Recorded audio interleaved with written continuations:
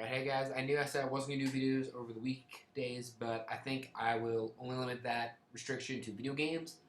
But book reviews and other things like that, I will keep active because I won't be dragging playing video games for hours on end this way. The book I'm gonna be doing right now is called Firstborn by Brandon Sanderson. It's what I have read and or have been told is his first book. This book is the basic, the younger brother not being as good as the older brother, and all that sort of good stuff.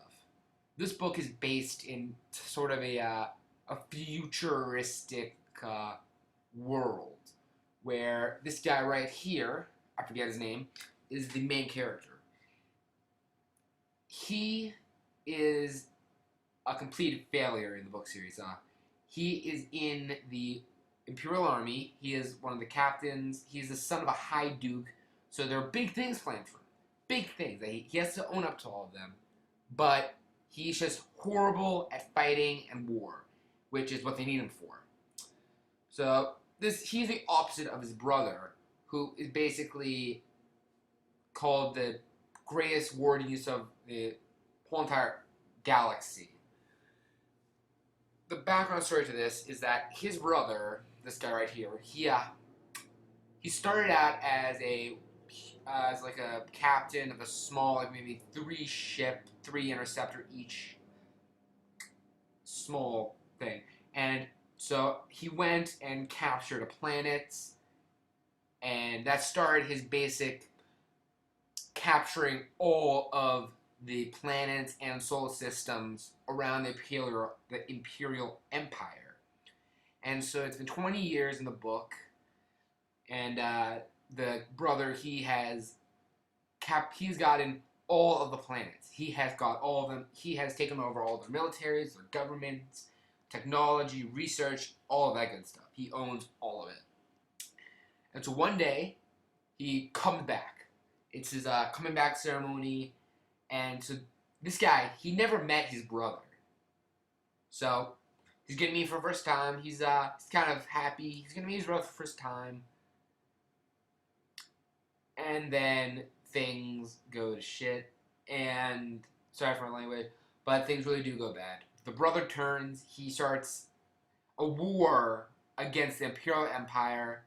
Kills, I believe, some dignitary or something.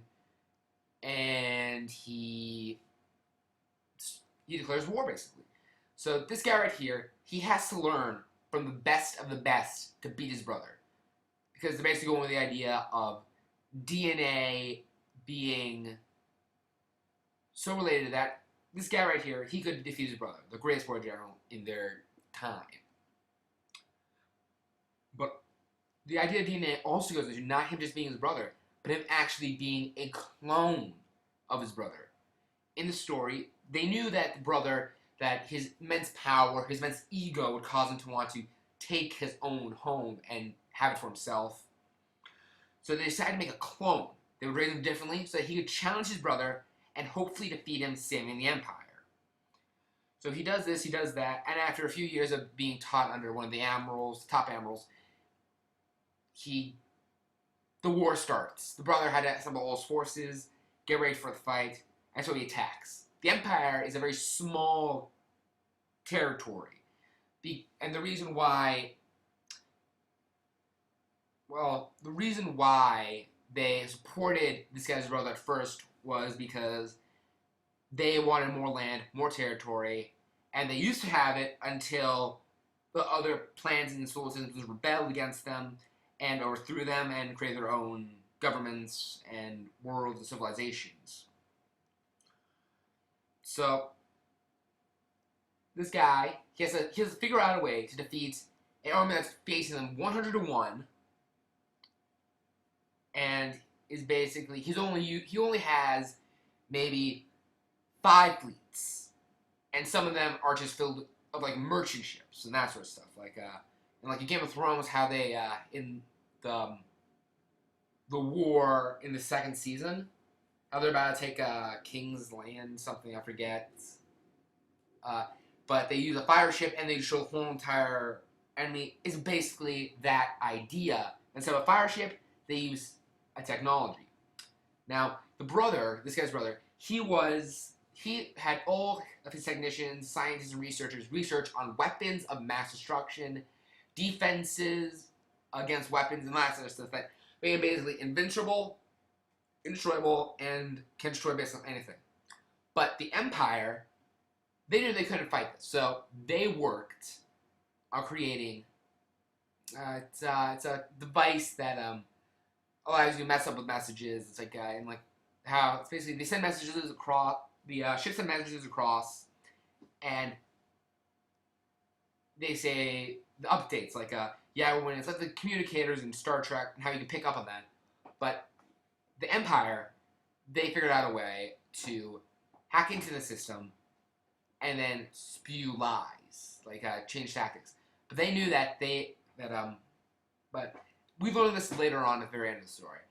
And so this guy's idea here, his one brilliant idea is that you can use it. He only has one shot at this. It doesn't work, and they're all doomed. But his idea is to use it to make it seem like his brother is losing. And this guy, his brother, he's not lost a single thing. He is like the A+ student in call. He's like the A+ student in your grade who gets everything right, does everything perfectly, and has never lost or failed once in their life. So this guy right here, he uses it against his brother. He makes it seem like he's losing, that he's defeated on all fronts. So he commits suicide. This guy's brother kills himself. And that's basically the overview of the book. I would say this is a really good book. I really liked it. It's not that big of a book. It's like 100 pages, 150 at most, I think. But I recommend to read it. I give it a 4 out of 5. It's a really good book. Really recommend you read it. And see you guys maybe in the next few days. Bye.